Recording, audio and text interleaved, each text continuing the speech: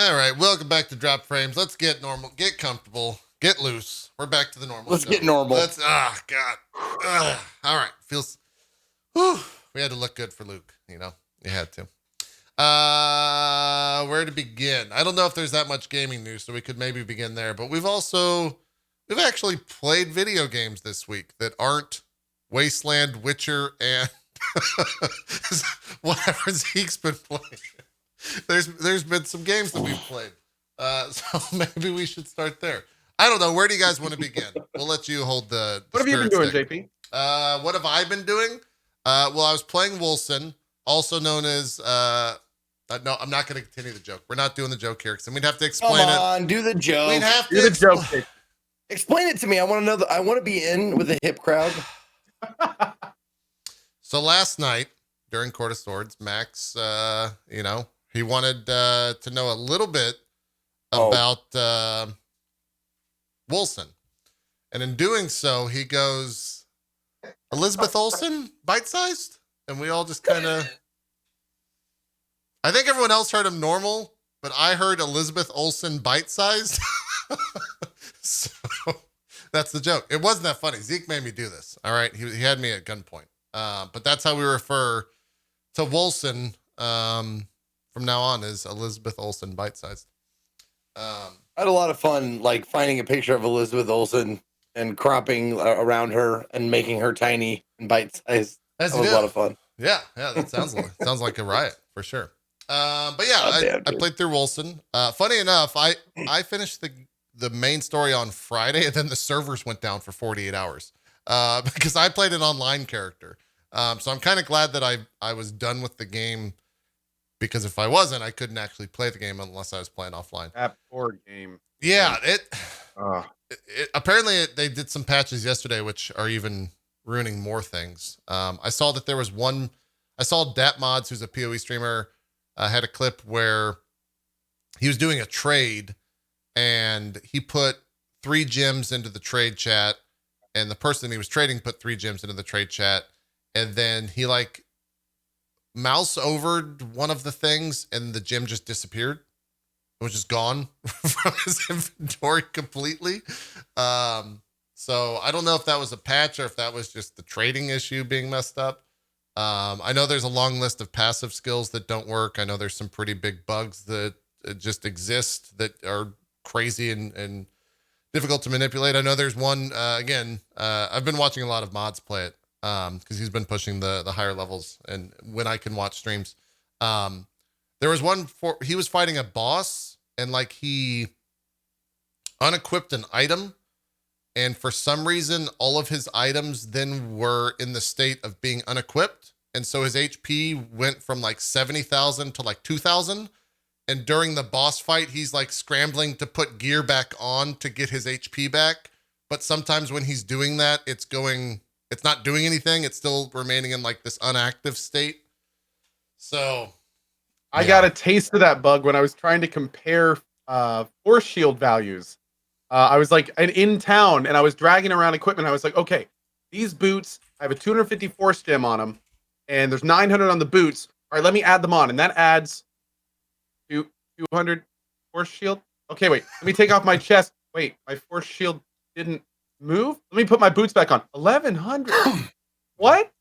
It just got worse and worse. Yeah. Yeah. Oof. God, to have that happen in combat, man. Yeah. But now we'll show some footage because people might not have any idea what we're talking about. Yeah, which I think is where you're going, Zeke. But Zeke, please continue. No, I've heard I've been on the fringes of the kerfuffle and the complaints and that kind of stuff. Do you think is it okay? I have no idea. So this is an actually honest question. Okay. Is it possible that the developers didn't foresee or didn't know about the bugs of the game? Here's the problem, possible? Dude. This game has been in development for 5 years. It's really okay. So first of all, this game was it had a different name for a while, and then it became 7 years. Excuse me, 7 years. Chad is correcting me. This game has been in development for a very long time. It's undergone a lot of different things. Now, obviously, the massive popularity of the game led to some significant server issues, which caused all sorts of problems. And that would almost be a pass. I mean, when an indie dev releases and they have limited resources, and then they get overwhelmed with popularity, online game releases. MMOs have these classic release issues, that kind of stuff. But here's the problem. There's a lot of stuff in this game where an overwhelming amount of new players have nothing to do with why the issues are in the game. Completely broken builds. I mean, that's the whole point of like their 7-year development, I would assume, would be to like try to fine tune and make that stuff work. Completely broken builds. Offline character progress resetting. Offline characters erasing themselves. All the bugs that we've been talking about throughout this entire time. The game has very significant large problems. Now, what's kind of interesting is some people like me, I played a build that wasn't broken. I played offline. I didn't run into any of the problems. I had a relatively good experience. Yeah, I didn't. The game was pretty. Real quick. Go ahead. When you say broken, it's ambiguous. Do you mean broken as I'm in sorry. like OP, yes. or broken as in buggy? I mean, there are builds you can get that make you immortal. There are builds you can get that will one-shot everything on the screen with almost no effort. There were massive bugs at the beginning where there's a stat called Magic Find, and the Magic Find that would not properly reset.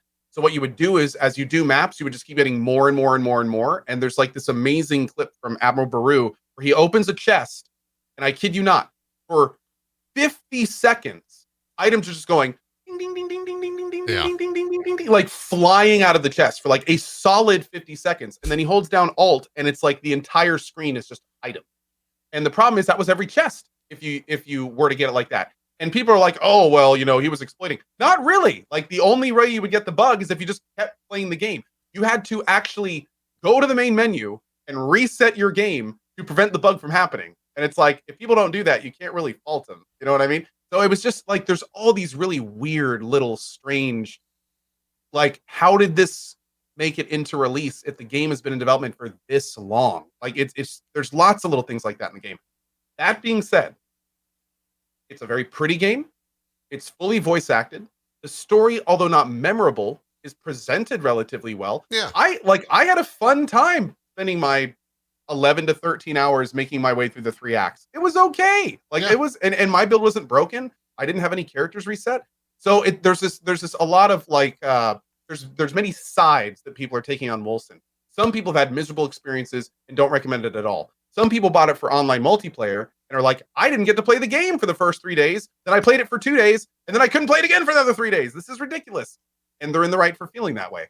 So it was one of the most troubled launches I've seen in a long time for a game. Especially one where it's like some people like me can just have fine experiences in it. Yeah. Very weird. It was also a little bit unfortunate because it got like highlighted on such a large, massive platform, because all the Path of Exile right now is in kind of their downtime, right? Because a new league is launching in, I think, 3 weeks or 2 weeks. So basically it's at the end of a league, which for Path of Exile players means not very many people are playing. For Path of Exile streamers means not very many people are watching. So when another ARPG comes out, you jump to that ARPG, your viewership increases tenfold from what it would be. And then everyone's trying to get into this new ARPG, right? So that's kind of why you had like 180,000 people playing Wolcen, was this perfect culmination of variety streamers and like ARPG viewers all trying to get in on this game that everyone's playing. And generally at the start, like, everyone was having a pretty good time. It didn't really come into fruition with a lot of the bugs till, a couple hours into the actual game. So that part of it kind of sucks because it does highlight and put everything in terms of the negative, like on a bigger platform.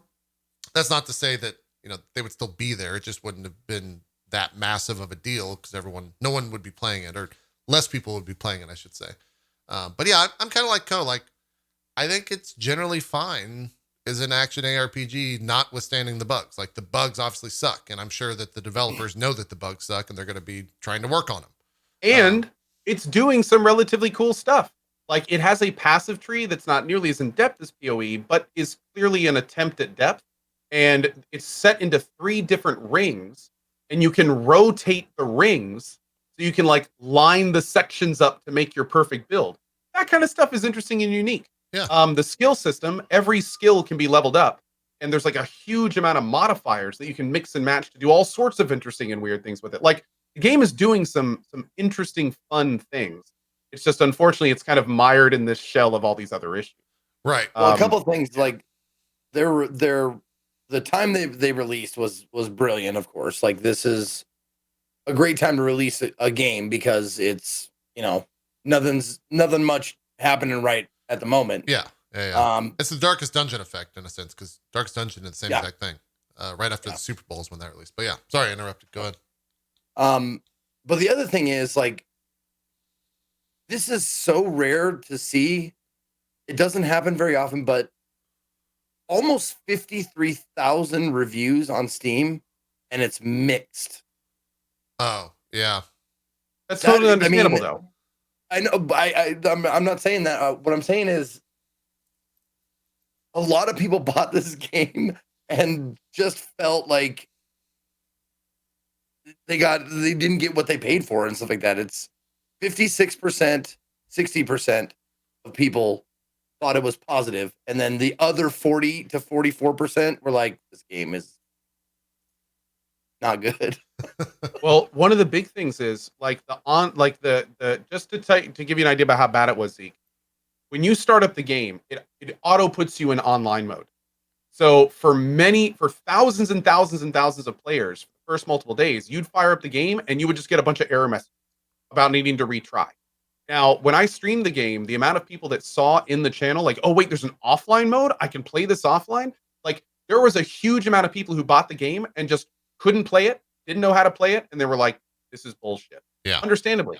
And in the same camp, there's a lot of people that got it specifically to only play the game online. So it's like they didn't want to make offline characters. So for them, the game was a doorstop. Like it was a paperweight. So understandably, like the game was being sold as one thing, and it just for days after release, a week almost, was just unable to deliver on the game. So honestly, I'm surprised it's mixed. Yeah. I thought it'd be much more negative, to be honest. Yeah, same. Well, and you beat the game. Did you both beat the game? Yep. Hmm? Yeah. Okay. And we saw a little bit of the end game. Now, I hesitate to ask this question, but would you guys give it a negative? I'd give it I did a whole thoughts video, man. The thing is this is one of those situations where you can't just say one thing. Yeah. You have to say, like, if you are okay with some bugs, if you are not getting it for online play, like there's all these little perspectives you have to look at it through. If you're getting the game for online play, I wouldn't have recommended the game at all. I would have said, don't buy it. You're not going to do anything. If you were wanting to get the game for a completely bug-free experience, no, absolutely not. If you just wanted to have some fun in a decently made ARPG, sure. I had a good time in Wolcen for my 10 hours. Like, if that's something you want to do, you can probably do that as well. And I know thousands of people did. But it all depends on what you want to get out of the game and what you're, more importantly, managing your expectations. Yeah, for what is the online element to the game? It's just like playing with other RPG. people, trading with other players. Like the game is very much designed for co-op. In fact, there's an entirely relatively developed end game, and when you're doing the end game mechanic, you can add modifiers to the maps. And there's a little section where you can spend a currency to like make it so none of the enemies drop loot, but it's a lot harder and you get all the loot if you beat it. And it says, even in offline mode for that little thing, not recommended for solo adventurers. Yeah. Kind of like if you're playing offline mode, you're like, what? Like, what am I supposed to do about this? Yeah. But yeah, it's very much designed for multiplayer if you want to play it that way. I know, like the last late shift, Bikeman, late shift. Yeah, late shift. Yeah. They were playing together and having a good time. Bikeman and Burke and those guys. Stripping and there's a lot of PoE players that are playing together. Yeah. So, yeah, I mean, I kind of echo what Cohh said. Like, I think the game is fine. And I'll echo what I said yesterday. The unfortunate thing, I think, for most ARPGs, because of the fact that one way or another, everyone's played Diablo or knows what Diablo is. That's the first thing that they get compared to. And in channels like mine, where I've played copious amounts of Path of Exile, and I'm sure Cohh got the same thing because he does as well, it gets compared nonstop to Path of Exile. But like it's neither of those games, but it's both of those games. Cause like it's an ARPG. That formula has kind of been cemented to be a thing, and how to like run an action ARPG has not been changed. Like there's been some things that have been added to it, but at the core gameplay, like it's an action ARPG, right? So you can't say, oh, this is another Diablo clone, because then you're saying all action RPGs are a Diablo clone, right? And so that whole Every like, game is Dark Souls. Yeah. yeah, every game is Dark Souls. But I will say, like, well, I'll echo what I said yesterday on Court of Swords. Like, if this is a game that people are, or let me say this: this game does what PoE struggles to, and that is, it has a complex system that is not complex when you first start. Like it adds layers to it of complexity that if you want to jump down that path, then you can. Whereas Path of Exile is like, you start the game, you level up once, and you press the skill tree system, and you're just like, well, let me go like open up 20 YouTube videos, or alternatively, let me quit. And I think that if anything, like that's something that the Path of Exile devs can potentially take away from this game, is like they did a pretty good job of easing people into like the complexities of an action RPG, while also being, if you don't want those complexities and you just want to like see shit explode, it's pretty easy to make shit explode in this game. And it feels good. Also, real quick, I saw someone in chat just going to comment on this real quick that said a lot of people expect their ARPGs to last more than 10 hours. Now, the 10 hours that me and JP were talking about, a couple things. First of all, it's 3 of 5 acts. They are releasing apparently 2 more acts for free down the road, but hey, it's not here, so let's not count it. Yeah. But that being said, when you finish the game, they have this relatively cool like city building system, where basically you take control of the city, and there's like it's got its own little interface with fully voice acted stuff, and you can re-roll maps, and you can kind of build buildings, which actually unlock relatively meaningful things, like more gold, get a 5th ability slot, the ability to transfer currency to different things. You can actually send out things to bring back items and gold and stuff like that. So there is a lot more than 10 hours of content if you want to do it. Arguably, there's like probably 50 plus if you wanted to fully build that city and take it as far as you wanted to. So just to be clear, it's not like you play it for 10 to 12 hours and then you're done with the game. It's like PoE. You play it for the 10 to 12 hour acts, and then it's like, and you have this big expansive end game that opens up. Granted, it's just another mapping system, but it's there for those that want to do it. Yeah. But yeah, that wasn't going to be my next question. Was like you said 10 hours, and that seems like very little for an ARPG like this. There's a lot more if you want to partake in it. Yeah, and the end game is definitely. I don't think the devs have said this. I'll say it for them. I don't think it's where they want the end game to be, but it's a good start. And in comparison, which is funny because I tell people not to compare games all the time.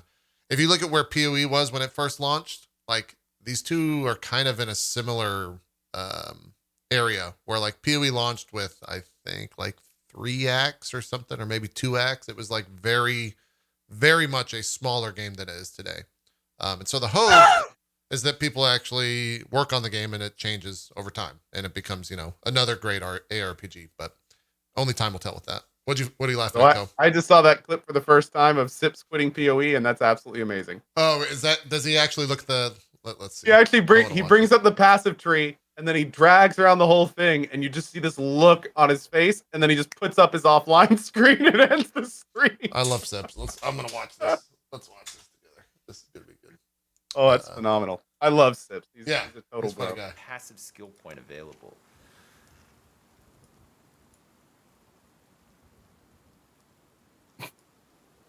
I know that look of wonderment that he has the first time you see it.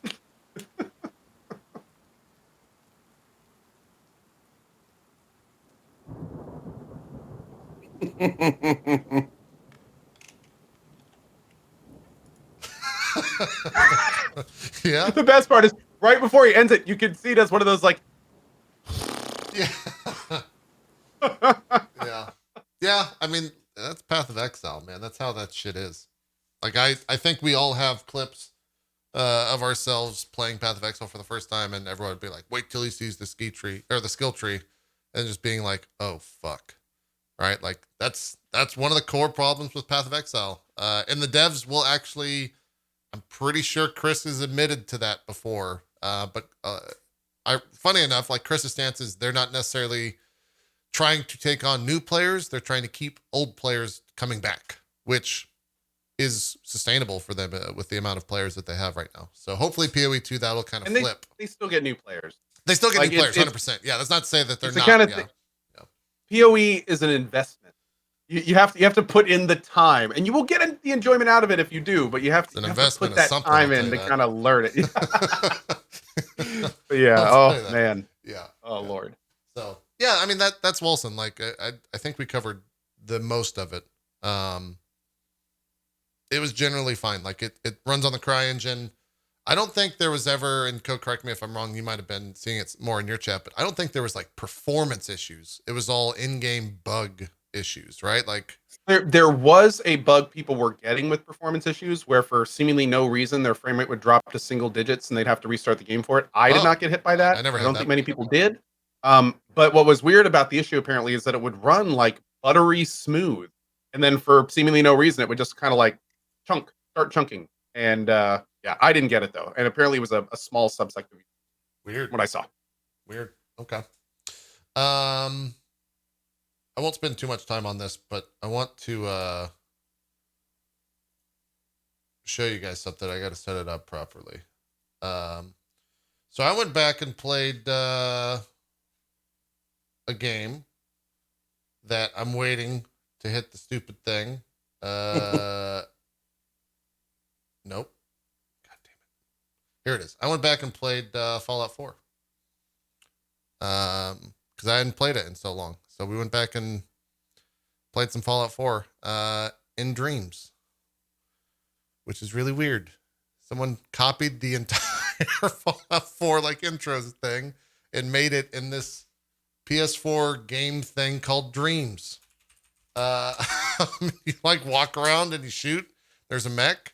And Dreams, like I'll skip around here and show it. If you don't know what Dreams is, to start off with, Dreams is a game from Media Molecule, which is the same people that made like Little Big Planet and Tearaway, which is a big PSP game, I think. And it finally came out. It's been in beta for some time. And I guess I would describe it as a game engine that you can make things in after some tutorializing with a controller. And they have all these assets available. No, these are all custom made. This is not like people win and it's great. Let me prepare you for this. It's legitimately fucking insane what some people have made in this game. Like jaw-droppingly scary the amount of time that people have put this stuff into the game. I'll skip ahead here and just show some different things.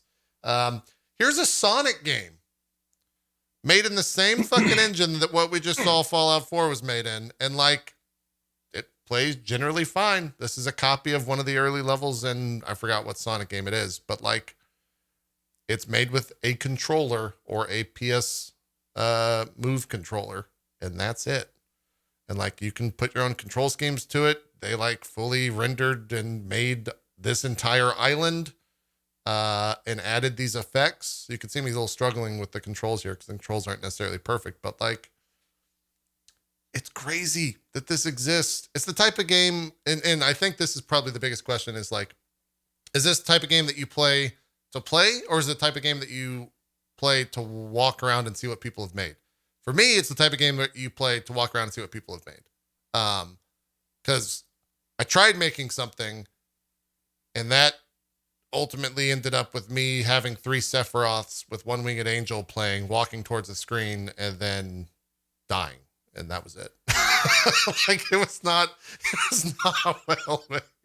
But I didn't spend very much time with the actual editor. Like they have some pretty in-depth tools and tutorials to actually like get you into the actual game making process. But I dicked around for 3 hours. Here's a Mario game that someone made. How do they get away with this? Like from a licensing standpoint? Well, so that's the interesting thing is I don't know, because 99% of the shit that I saw / played was all different IP, like a Sonic or a I Mario. think it's because it's mean not, Mario? they're not making any money off of it. Like the person who made like That's Shrek, the by game way. In Dreams is not making any money off of it. So it's like a fan game, you know, like all those other fan games that we all know of that use like copywritten, Maybe, yeah. registered trademark Well, characters. here's the thing, though. Here's the thing. The Dreams guys are making money on this. Yeah, because they're selling a copy of it for $40, right? Like, I mean, I'm assuming you have to buy Dreams to access this content. it's $40. So it's like, yeah. I'm surprised Papa Nintendo hasn't kind of slid into those DMs and Yeah. where that's going. Dude, I was lurking in your stream when you're playing this a little bit, and you were walking around looking at like these statues. Okay, I guess let's talk about the world of Beavis. Let me try to find that. World of Beavis, I'm intrigued. So, oh man, or the House of Beavis. Sorry, I got Passion of Humpty. Oh my god. So that's from this the is same. this is gonna be an entire indie Sunday. So, oh my god. Zeke, I'm telling you, could spend. I spent 4 hours in this, and I scratched like the fucking tiniest atom of the surface of what's in this game, and that was after 4 days of being out in general. I was just gonna say, like, how long has this game been out? Well, it came out last Friday, but it was in beta for 2 or 3 months. And within the beta, like a lot of people made a lot of stuff. But like, here's a Final Fantasy VII TGS demo remake that plays like Final Fantasy VII Remake. it's just like, what the fuck? Like, oh my god. It's ridiculous. It's honestly insane. The links that they go to, or the links that's, I guess, the imagination of the people in this game. Because, like, now, are they just little, forgive me, bite-sized games? Or that's the thing. So, like full games? Some of them are fully realized, but those are usually the ones, like, the main game, Media Molecule, obviously, while being a curator within Dreams, is also the developer of Dreams. And so they have a 3-hour game that they created from start to finish. It takes about 3 hours to play through. And it kind of shows you all of the different things that you can do within Dreams, while also being like a pretty cool looking thing and cool thing to see. But for the most part, like, yeah, they're like demos, or like, they're bite-sized, right? Like they're super tiny. Like I spent 5 seconds and I was like, all right, I know what that is. But the nice thing is that it takes all of 5 seconds to jump into something and jump out. You're not sitting there waiting for stuff to download. You can just like go. And right there on the left where it says auto surf, you don't even have to do what I'm doing. You can just hit auto surf with like a couple of tags and it'll just load games. Like you'll finish a game and it just goes straight to the next one. So they made it really cool. Like a centralized and easier to use itch.io. Yeah, in some ways. There are things that are remarkably well done. I mean, there's a lot of things that are remarkably well done in it. This one, I forget the name of this, but it's like it turned into a horror game right here, and so I just noped the fuck out. But like you're walking around on a fully realized space station, and like things are voice acted. It actually uses on the PS4 controller, it uses the 3.5 jack on that, and you can plug in a microphone if you want, or you can just use the microphone on the PS4 controller itself and like speak into it and make music. Because let me be clear that not only can you make this stuff, but they have a fully realized like audio suite of I remember things. the trailers like from E3 and stuff. Like it looked amazing. Yeah. And it looked like just a blank canvas that you could just, I didn't know people were going to build games though. Holy shit. Yeah. Like this, for example, is the that's so great. And, you know, yeah, the Chicago Bulls intro theme is playing here as you're walking down. Oh my god. And so that's really funny. You can also speed it up and go like 2 times speed. And he got red eyes. He's got red eyes. It's just kind of like a fever dream of stuff. Let's see right here. right before And that. introducing your Chicago Bulls. So this is a Flash thing, like the CW show The Flash, which did two things. One, when you load into the level, it starts playing Old Town Road. And two, when you're running around at full speed, it plays the CW Flash intro music. And then those two things are playing at the same time. So I kind of enjoyed that for about 30 seconds. It really becomes like, let me show you some shit, the game. Become Speedy Boy. Yeah, you're just like, it's just wild. Let me see if I can find the, what is this? Oh, that's the Flash thing. Oh yeah, someone made a like Ark clone type deal. So you can like, it's like a survival thing. Like you build walls and stuff, and make a little house. That's insane to me because it looks pretty good graphically.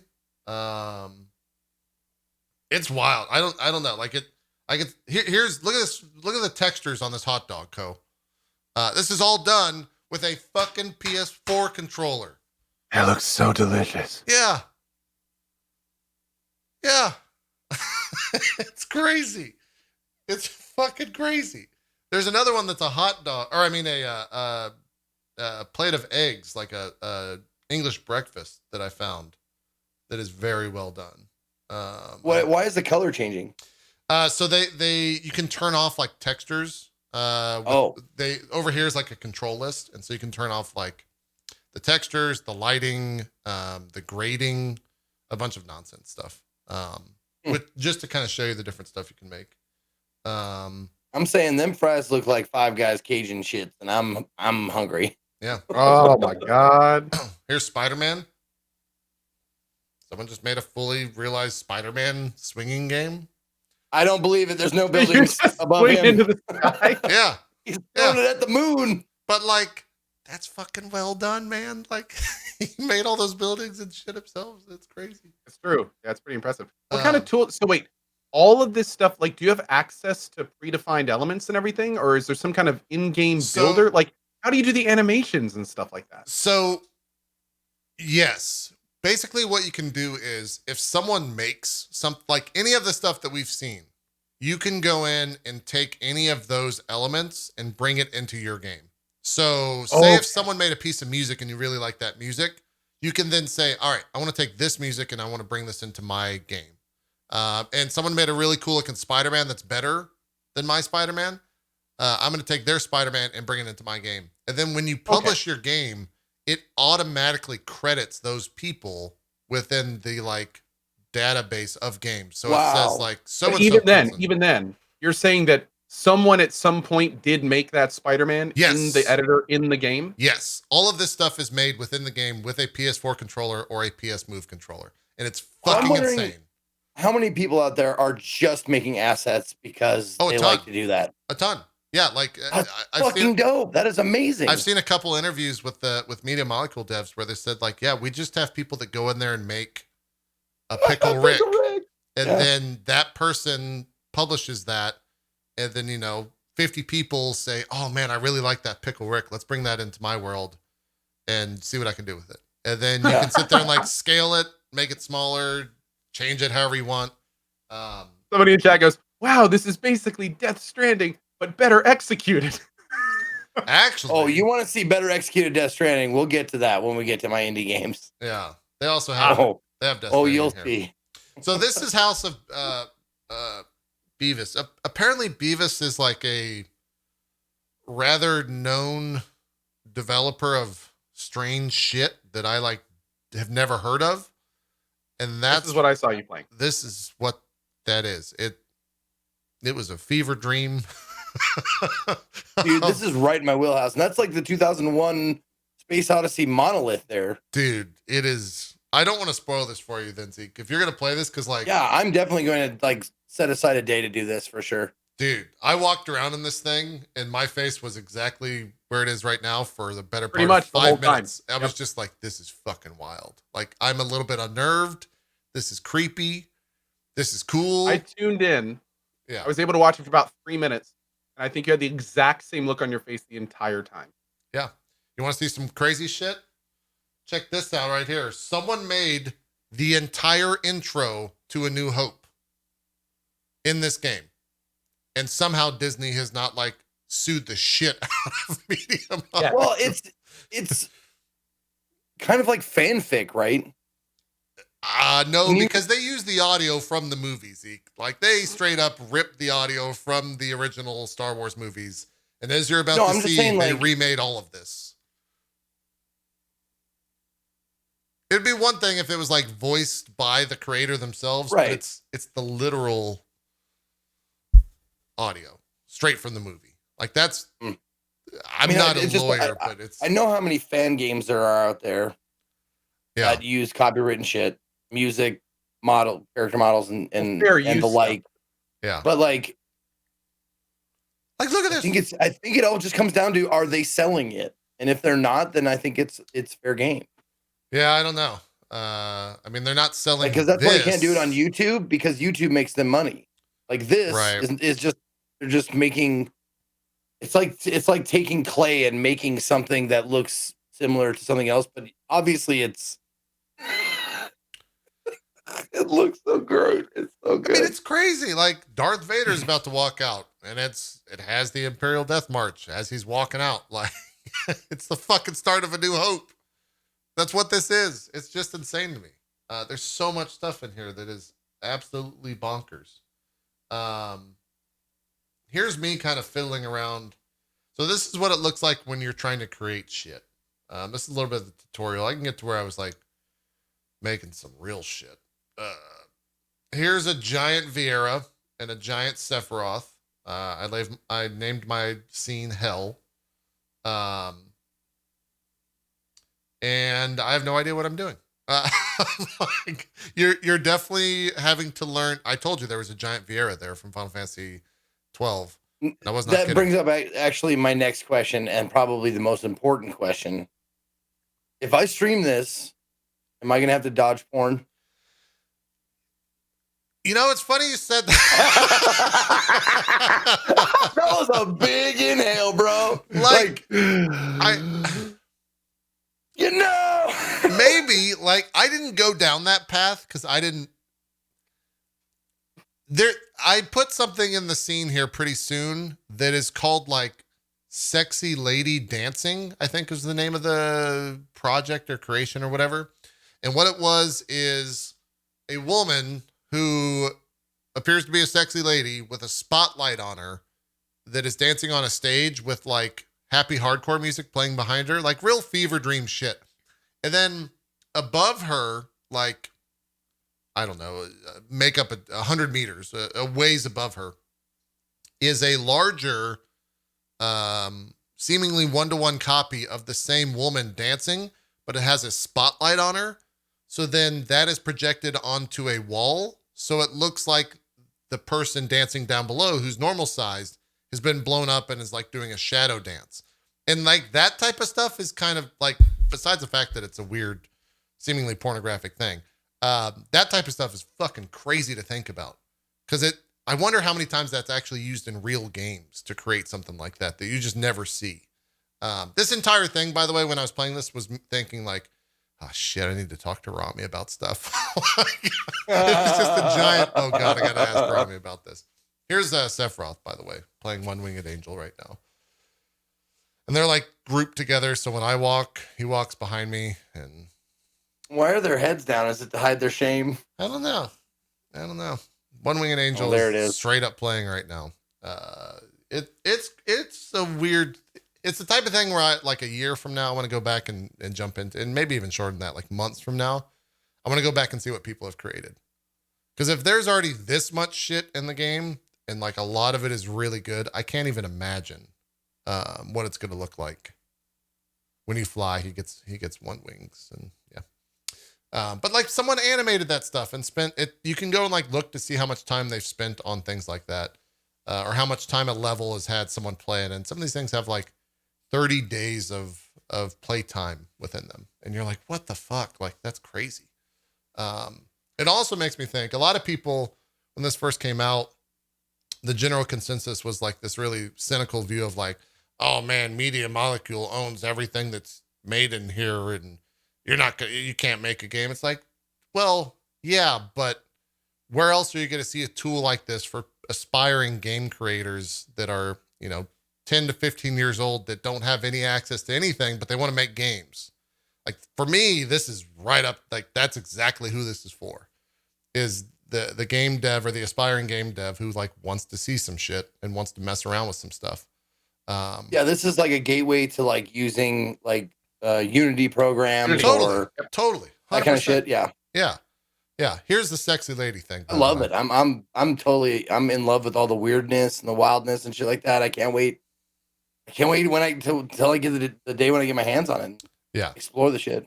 It's really weird. I'm waiting to.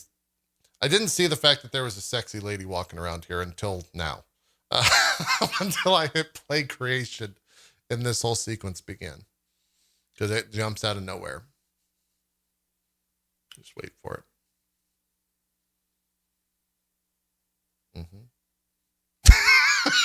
I just watched this.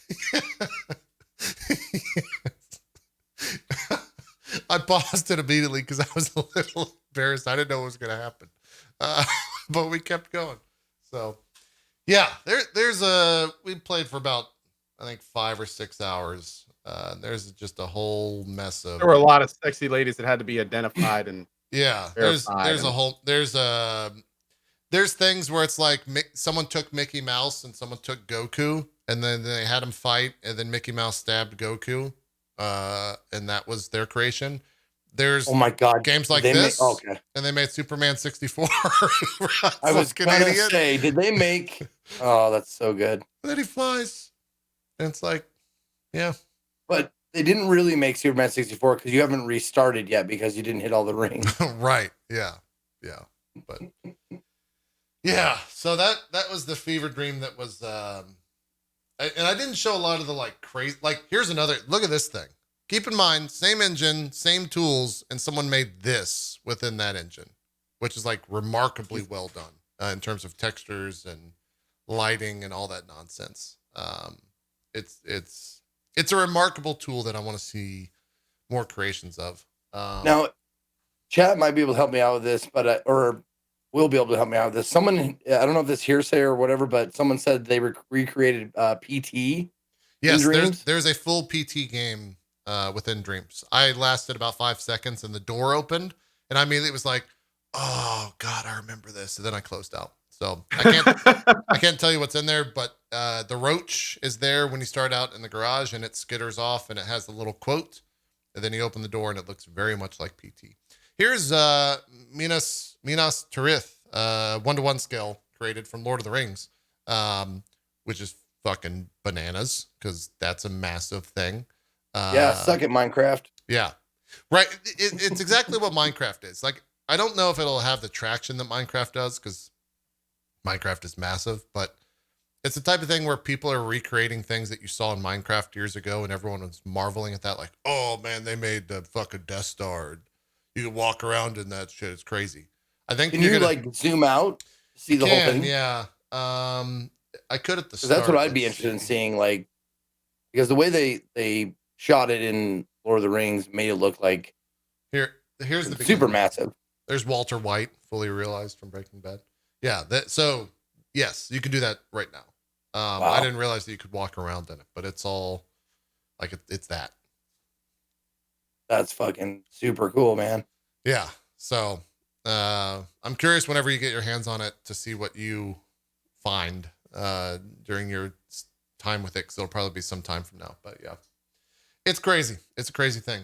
I think it's $40 on PS4, $40 or $30. I think it's 40.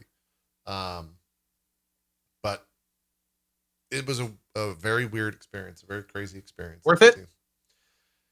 It's worth it for me because I'm the type of person that can go and like look at things and get something out of that. But if you're looking for a game that's going to have a ton of gameplay, you might want to wait a bit, or you might not. Like if you're a creative person that doesn't have an outlet right now or doesn't have a way to like do this type of stuff, 100%, I would say jump into this.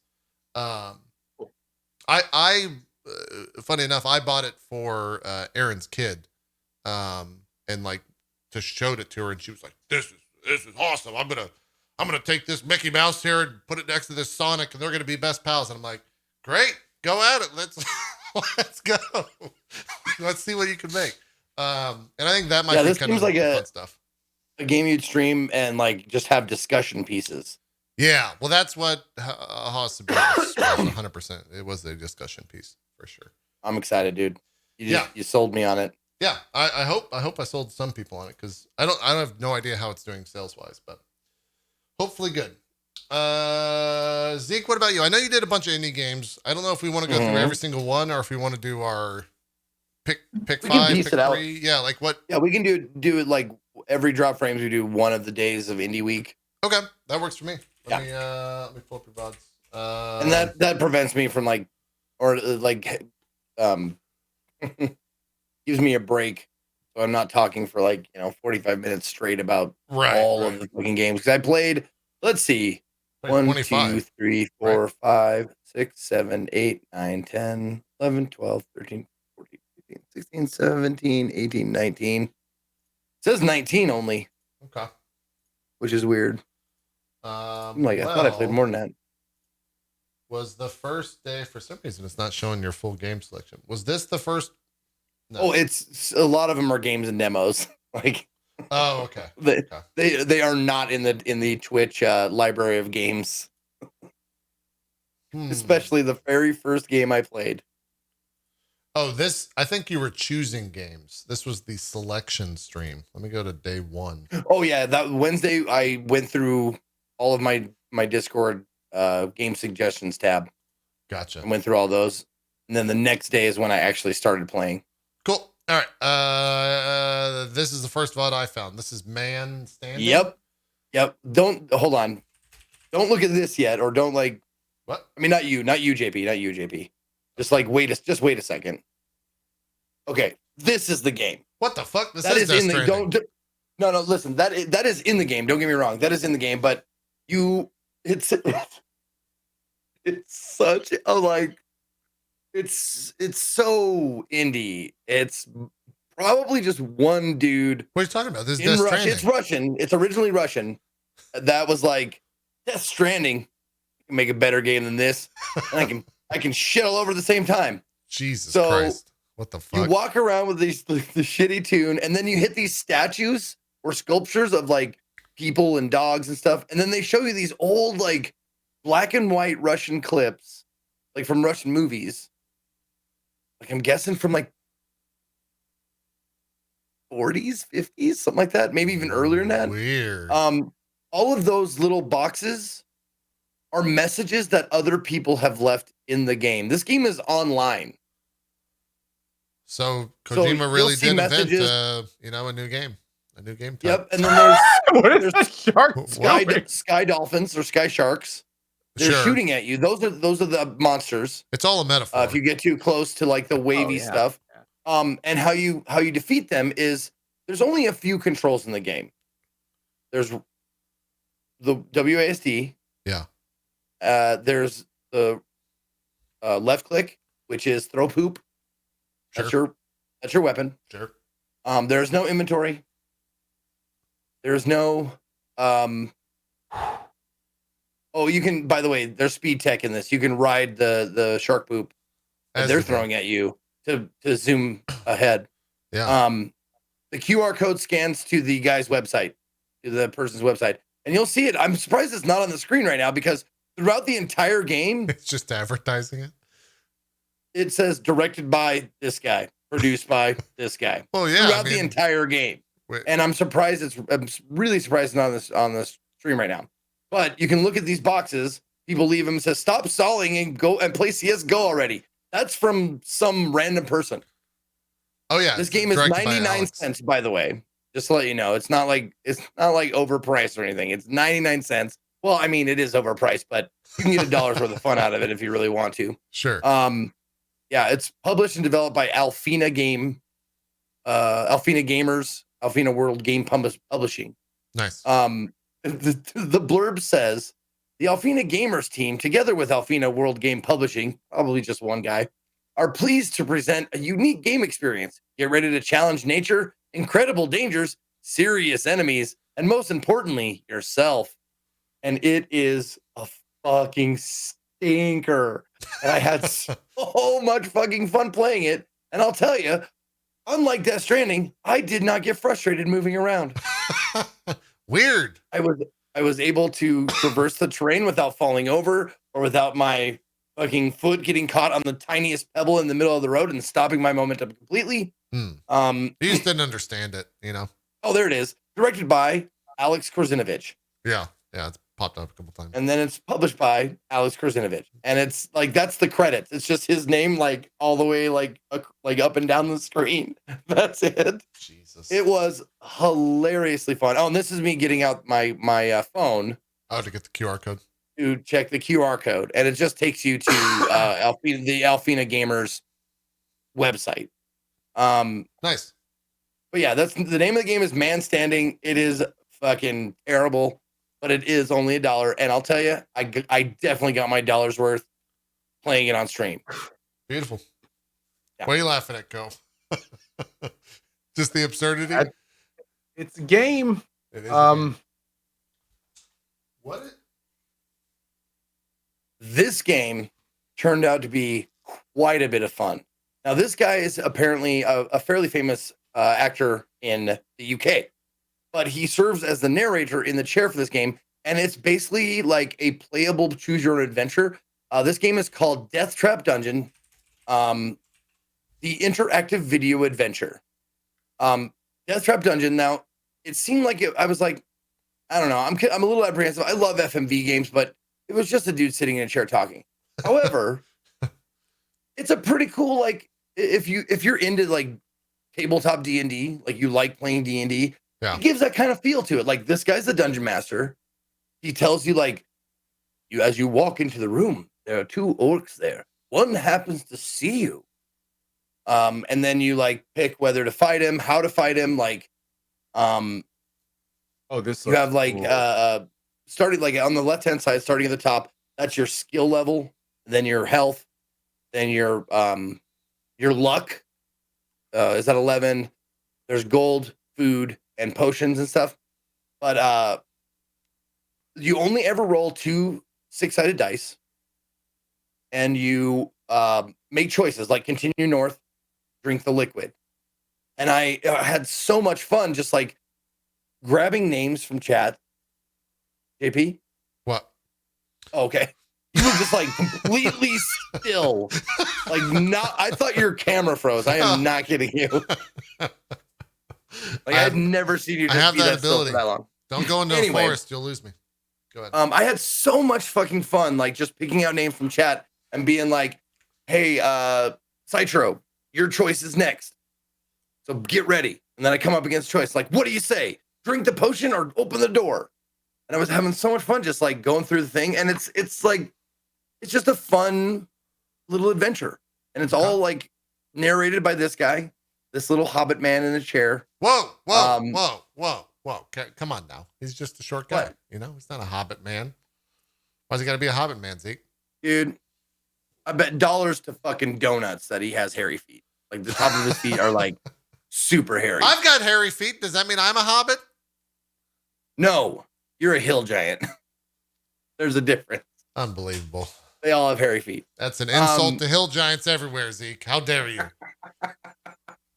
But it was a blast. I actually could definitely see myself going back and like finishing an adventure in this game. Yeah, D&D, choose your own adventure. Fully narrated. What is this choices? Did you already say that? It is $9.99. It is still in early access, just to let you know. Okay.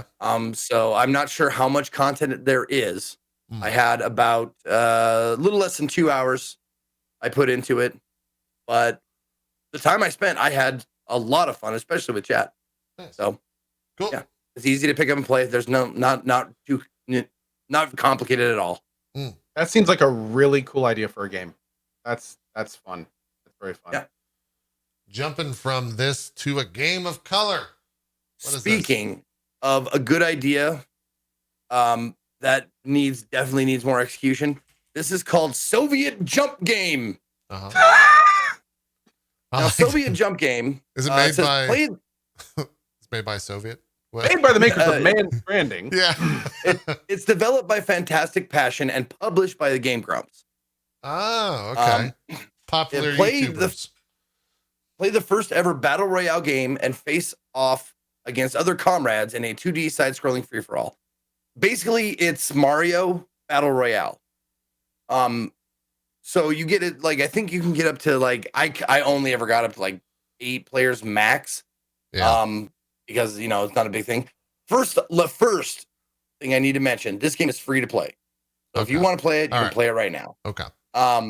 It's an early access, free to play game, but it's a Mario game where Battle Royale, where the walls are like the spike walls close in on the level as the time goes on.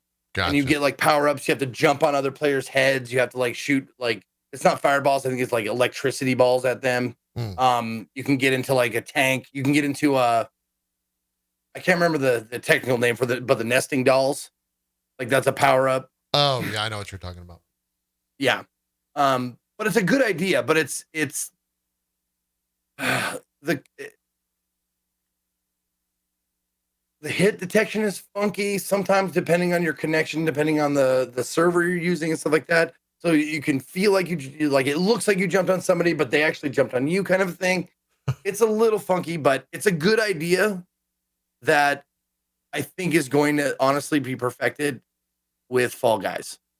Like a multiplayer, easy to jump into, anyone can play battle royale type of game where it's like a whole bunch of people and there's one winner. I think it just made it, honestly, like, it was like, oh, that's a good idea, but it just made me want to play Fall Guys more. Right. Yeah. Yep. But it is free, so I mean, I can't complain that much. Sure. Yeah. The next game, point and click. What is this? The Blind Prophet. Dude. Blind Prophet, a point and click adventure game, resolve mysteries and fight the great evil. Now, this game has a lot of good things going for it. I didn't play it for very long. I played it for a little less than an hour. And the reason why point and clicks are with Indie Sunday, the way it's set up, they're hard to get into because point and clicks are very puzzle and story based. So you can get like, it takes a while for you to actually like really get invested into it. So I gave it an hour just to look at it. Man, looking at it is one of the fucking best things. It is set up exactly like a comic book. Like the paneling, the drawing, the art style. It's gorgeous if you love comic book style art. This art is awesome. Yeah. It is pretty gorgeous. And the story like started off like a little like, because it was tutorial. So I had to do like, 10, 15 minutes of like, this does this, and this is what this is. But once the story started picking up, man, it started getting pretty compelling. And it sucks because I was like, because if I play this for much longer, I'm just going to want to play this. So I had to stop because we had to move on because that's the way it's set up. But it's The Blind Prophet. It's developed and published by Ars Goetia, Goetia. I'm not sure exactly how to say that. Is the main character Geralt? No, it's not Geralt. I know. It's not fully voice acted, is it? No, there's no voice. I mean, or I think there might be a narrator voice at times, but no. Like when you're looking around the world, that's not voice acted. No.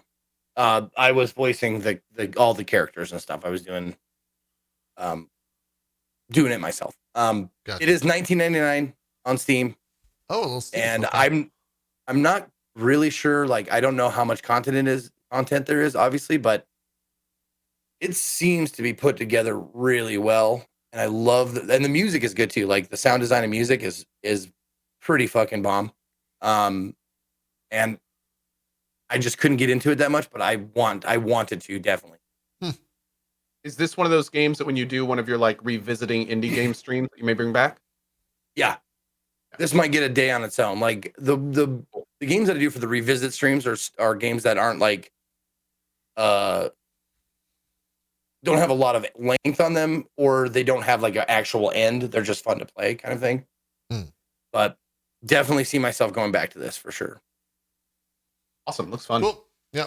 Last another FMV. What is this? What are we playing here? Dude, She Sees Red. this game was surprising as fuck at how good it was. Holy shit. This game is called She Sees Red. It's an FMV choose your own adventure. It's not a point and click. Yeah. But it's just like straight FMV game. It is made by Russian developers, Russian actors and all that kind of stuff. So if you play it in Russian with the subtitles. Okay. Otherwise, it's goofy as fuck to watch them try and do the English dub. It's not great. All right. But Russian language with English subtitles. She Sees Red is a mature, hard-boiled interactive thriller. When someone is killed inside a nightclub, an experienced detective vows to put the murderer behind bars. Make choices that affect the narrative and experience several different endings in this blood red interactive movie. So it's one of those games where you want to play it a couple of times through to get all of the endings. I ended up getting all 4 endings. Maybe I shouldn't have said how many, but I ended up getting all the endings. It took me, let's see, I want to say, looks like 2 hours-ish. That's not right, though. It can't be right. I know it took me longer than 2 hours because I think I extended the time. But the game is $3.19. Right now, it's on sale, 60% off. It's normally $8. And let me tell you, man, the acting in the game for an FMV game is fucking stellar. Huh. Like this dude, like the boss dude is fucking, he's menacing, ominous. The main characters are done well. Dude, or do you not want to spoil? Yeah. Okay. You know that right away. Got But all of the acting is great. The cinematography is also really fucking good. Like the shots they get and stuff. And once you beat the game, I'm not sure if you have to beat it once or twice, but there's a behind the scenes that shows you like full on professional like camera crew to shoot all of these scenes. And there's probably like, I want to say like at least 2 hours worth of actual just video content. Now, while it's not really like heavy on gameplay, like you spend a lot of time like watching the shit. It's really compelling. And especially going back and going through the game again, you can skip scenes that you've already seen. And it tells you like when you pause the scene, it says, you've already seen this. So you're like, okay, I've seen it. So I will skip it. And it will go to the next scene or the next choice. If you want to choose different, like make different choices. And the story unravels as a mystery. Like the first time through, I was like left with like fucking so many questions. Second time through, okay, this is starting to come together. And then by the third time through, I was like, oh fuck, oh I get it now. I know where all the pieces go, what all the players are, and all this kind of stuff. But it's drastically different. Or it's not drastically different. It's super fun to talk to chat, piece it like a puzzle it out. Yeah. Like, okay, but that person is that. No, they did this, didn't they? No, and like that kind of shit. It was awesome. I really, really enjoyed it. Probably the best acted FMV I've played. Wow, that's a strong statement. Okay, cool. That's big because you've done a lot of those. Yeah. Yeah, and it looks like that was it for the first of 5 Indie Sundays. Is that accurate? 4. First of 4. Okay, cool. Yep. Cool. We might circle. We might have time for one more. We'll circle around here. Cohh, you've been playing a game that I've seen a bunch of people playing, but I can't quite tell. I don't want to say why, but I can't really tell like what the draw is, I guess is the statement I'll settle on. What the hell's going on in Stone Shard? Okay. Stone Shard is, depending on how you play, a relatively brutally difficult turn-based open world RPG. Okay. There is a little town you get quests in. There is a fully voice-acted prologue, which bodes very well to the future of the game. Randomized dungeons, procedurally generated world, random little events and stuff. Multiple different classes and multiple different characters you start with that have different skill lines. You can learn more skills by getting skill books throughout the game, which are all kind of random loot. Really, at the end of the day, it's just a really charming little turn-based RPG. I've been having a huge amount of fun with it, and there's lots of different ways to play it. Lots of different things to learn, lots of different things to see, lots of different loot. It's a very loot heavy game. We have a very small inventory, so loot management's a big part of it. There isn't a lot. I think the devs said at one point it's like 10% done. Like they have some big plans for the game. Jeez. And it's still very much in early access. Like if you open up the skill list, there's like an entire section of like 8 skills that isn't used. There's multiple weapons that aren't in yet. There's only 2 of the 9 magic types they want in. But each of these types are like full little skill trees and stuff. But yeah, I've been having a great time with it. I finished it today. I finished all the content available today on an Archer character. And there's a big patch in March, and planning on firing it up and going back then. And yeah, play another character class and kind of diving back in. But really, I mean, it's just a fun little roguelike turn-based game. The turn-based makes it relatively chill because you can just kind of pause and assess the situation whenever you want to. The random elements make it so you really never know what to expect wherever you're going. And yeah, I had a really good time with it. I really can't wait for more content in this game. Was it like the difficulty that everyone was allured by? Like what I was going to ask. The thing with this game is that it's definitely one of those games that make this very clear in the prologue that you are not a hero character. Like my first couple lives, I just got decimated because I just ran up to an NPC without thinking, and I was like, "I'll attack you, you attack me, I'll attack you, and I'm dead." And the problem is you only save when you rest in town, so there's no quick save or quick load. So it's kind of brutally difficult. Like if you don't know what you're doing and get a couple enemies on you, you're pretty much dead. You know, if you don't understand like shield mechanics, or if you aren't built to be able to take that damage, or if you don't kind of have some tricks to get around it. I had a lot of fun with this Archer class. I ended up doing really well with them. It's a little overpowered, but they do some fun things to make it so, you know, it's a little bit reduced. So like for an Archer character, you don't just click on someone to attack. If you just attack someone with your bow, you're attacking at like 50% accuracy. But the first skill in the Archer tree gives you like a pullback move that takes a turn. And that gives you 50% accuracy. So you get like a normal attack for 2 turns. So it's kind of the downside for the range. And then, of course, as an Archer character, if you don't have any melee skills and they close the gap, then you are in trouble. Yeah. There's also a relatively developed injury system. So your entire body all has different parts. If a part goes down, you can get pain, which is a modifier. You then have to get out with like alcohol or, you know, various kind of like pain things. You have to repair the different parts of your body or your max health gets affected. And, you know, different parts can have different effects on your character if they're injured or need splints or things of that nature. But yeah, I mean, it's pretty in-depth. It's pretty fun. It's pretty complex at the end of the day. And tie that into like the whole randomization system, kind of allure of the pixel art, which I found really kind of enjoyable. And the wide variety of different things that you're kind of like running into, since everything's kind of mostly RNG. And it's cool. So like these dungeons that you're in, by the way, you know, it's kind of open world. So you start in the town, and you have a map. And the map doesn't show you where you are on it, kind of old school.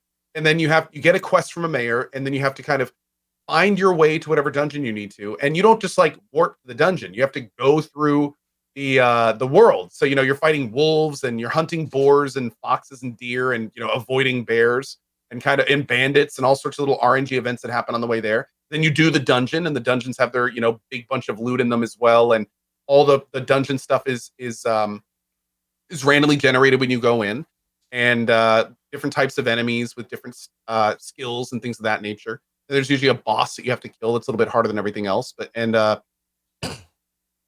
really fun. Hey, JP, if you go back just a couple minutes to when he was duking that guy, fighting that one guy. Fighting that guy, yeah. I might not be able to find it right away, but I'm sure I could find some combat. Well, that one in particular, in the hallway, it totally like, I know it's turn-based, but it totally like reminded me of Cadence of Hyrule. Cadence of Hyrule, yeah. Crypt of the Necrodancer. No, it's Crypt of the Necrodancer. It's kind of funny. It totally reminded me of Necrodancer. You can definitely get in like flows where you start kind of like doom, doom, doom, doom, and it kind of looks like Crypt of the Necrodancer. Also, when you move around, and I'm very sorry for any Stone Shard players because I'm about to do one of those things where you can't unsee it. They look like South Park characters. When you move around, they have that little like South Park hop, when they're moving around. And which is also kind of Crypt of the Necrodancer. And yeah, it's cool. The art style was very nice. And there's lots of different types of enemies and lots of different types of things to do. And as long as you respect their authority, things are just fine. Cool. So I know this has chat was saying this has a free demo on Steam. So if you're curious at all playing it, what does it cost full game or the current game? Full game. $14.99. Pull it up right. $14.99. There you go. Okay. And to keep it simple, we made a link. If you go to cohh.tv/Stone Shard demo, there's about a 30-minute to an hour, depending on how well you want to explore it, demo. Fully voice acted, gives you a real taste of the game. There's like little mini cinematics and like there's a pretty developed boss fight at the end of it that was kind of fun, and it gives you a taste of what you're going to get into. And after the prologue, you actually flip to a different character, and the guy that you played in the prologue is like the quest giver, the main quest giver. And then you start talking to him and developing your character and picking what you want to do and stuff like that. To give you an idea about the early access, though, you can't even customize a character yet. You pick from 4 predefined characters. But they're planning all sorts of things for the game. So outside of like all the massive amounts of skills and stuff they're going to add for variants, they're going to let you customize characters at the beginning. They're putting in a bunch of different mechanics that aren't even in yet. A lot of fun stuff is on the way. The big next patch is in March, and I'll probably dive back in and just see what they changed at that point.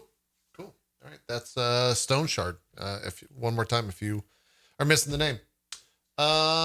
In terms of stuff that I finished the base game of The Witcher, which apparently I did pretty fast because I clocked in, I think, 78 hours, which is a pretty fast playthrough of like the base game of that. And you did a pretty thorough playthrough.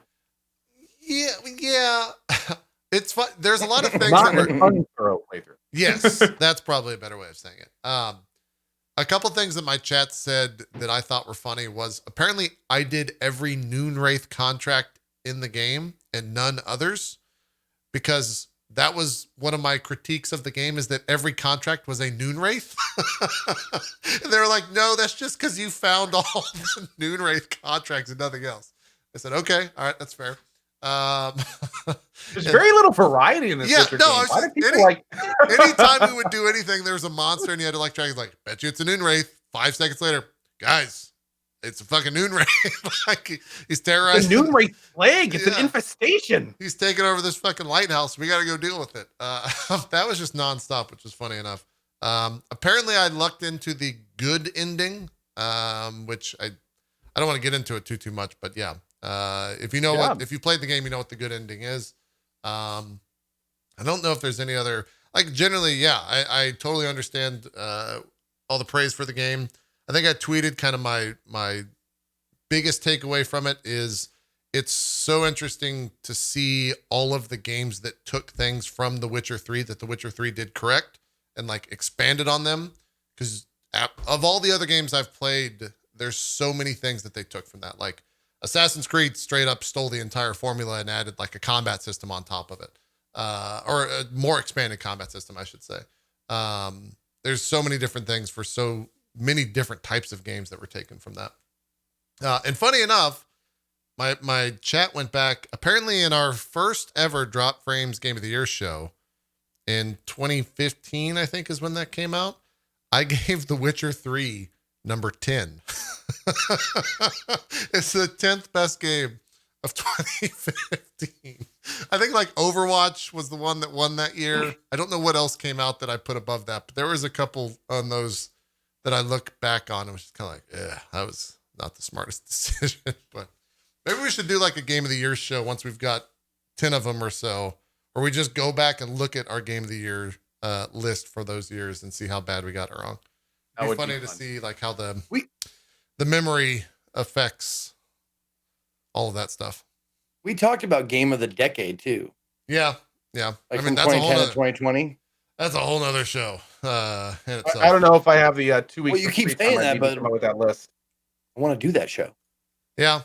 I mean, if we were going to do it, we kind of missed the window, I feel, because now we got games coming out. But maybe the summer when things start to die down again might be a good and time. JP, like, dude, list shows, easy content, baby. Well, I know it's easy content, but it actually requires more work from my side of things in terms of like overlays and all that stuff. But that's why I was saying this summer when games start dying down and we have less to talk about, it might be a good time to do that stuff. But Gotcha. Yeah, I'm starting Heart of Stone, the first DLC. I've been told it was like 10 hours, so still not fully done with The Witcher, but I took a couple days off from it because turns out 19 days in a row of streaming The Witcher 3, kind of need to take a little bit of a break from it before you kill yourself with it. So I think we're starting Heart of Stone on Friday is when I'll be getting into that. I don't think there was anything else. Cohh, you're still playing Wasteland? How's the Wastelands? Yeah, doing some Wasteland 2 in the afternoon, going back to it tomorrow. Actually checking out that corruption game tomorrow morning. Yeah, someone I was asking in chat. Radar. Yeah, I was asking in chat what you're playing tomorrow during the break for like letting people know what the three of us are playing to check out. It's from the not Metro team, the Mutant Zero Spirited Ladies, I think. It's Mutant Year Zero. Yeah. Exactly. It's the Mutant Year Zero devs. And it's kind of interesting because I've heard two very defined sides of opinions on this game. And one is it's from the Mutant Year Zero devs. That's awesome. And the other is it's from the Mutant Year Zero devs and it's a reskin. It's kind of like, well, I liked Mutant Year Zero. It was fun. I enjoyed that game. I didn't play the DLC. I need to get around to that sometime. But I'm a little like it's so similar that some people are getting a little weirded out by it because it also came out really quickly after Mutant Year Zero. So they're kind of like, did they just kind of reskin the game and kind of like writing their success? So, yeah. Huh. Yeah. So I'm gonna see. And then depending on how much I like that after that, I think we're gonna do either Subnautica or I haven't talked to you about this yet. Dying Light. Oh, really? Are you gonna A lot play of- the original? Yeah. Well, a there's lot only of people one. are like, Sorry.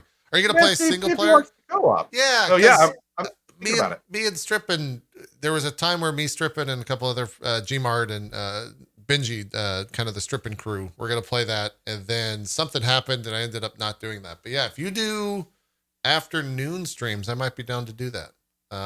We can talk. How long does that game take to complete? I don't remember. It's been a very long time since I played. Okay.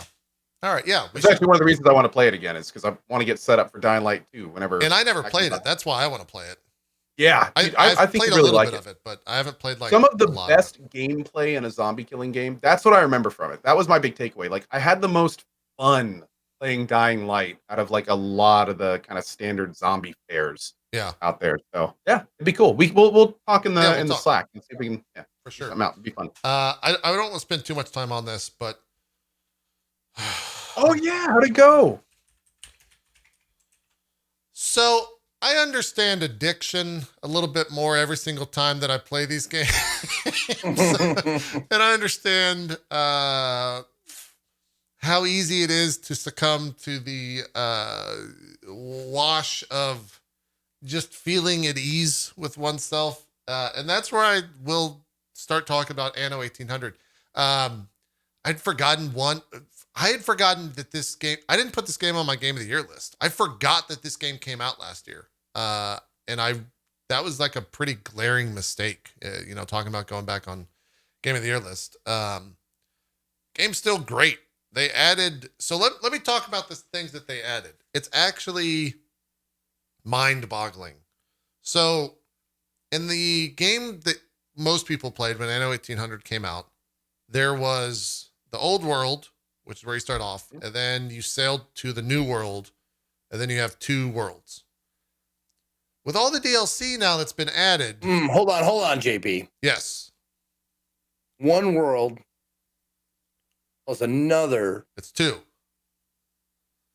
Yes. And this is Zeke, I don't want to blow your mind here. There's the old world. Yes. And then the new world. Correct. Hold on, you lost me. I'm sorry. Now, I went a little quick. Let me break your mind here real quick. In the DLC, at the same time as running the old world, as you so eloquently put, and the new world at the same time, you're running two other fucking worlds that you can find that are fully fleshed out, have their own economy, have a giant island where you're working for the queen, which is basically like a giant SimCity pristine. It's basically there to like set up your perfect city. And then there's one called, it's like their Arctic thing, which I don't think you unlock until tier 4 because we never saw it. It ties into Frostpunk. Yeah, well, funny. Yeah, basically, I think you can't go there unless you have the tech to like survive an extreme cold. But it like is a whole nother thing, which I never even saw. And so at that point, you're running 3 different like full maps of stuff, and eventually 4 when you get the 4th. And I was like paralyzed by the amount of stuff that I was able to do. And the cool part about all of that is the way that I think they get around that and make it less of a burden on a player. As I was playing with Max and we were playing co-op and we both were controlling the same faction. They've updated the game so that you can do up to 4 people controlling the same faction. So eventually, as your cities grow and you take over more islands, we just divvied up like, all right, you control that island. I'll control this island. We'll share resources as we need to because we're already sharing resources. But like, if you play the game, you remember like only this island can have hops and red peppers. So you have to like ferry those back to the other island.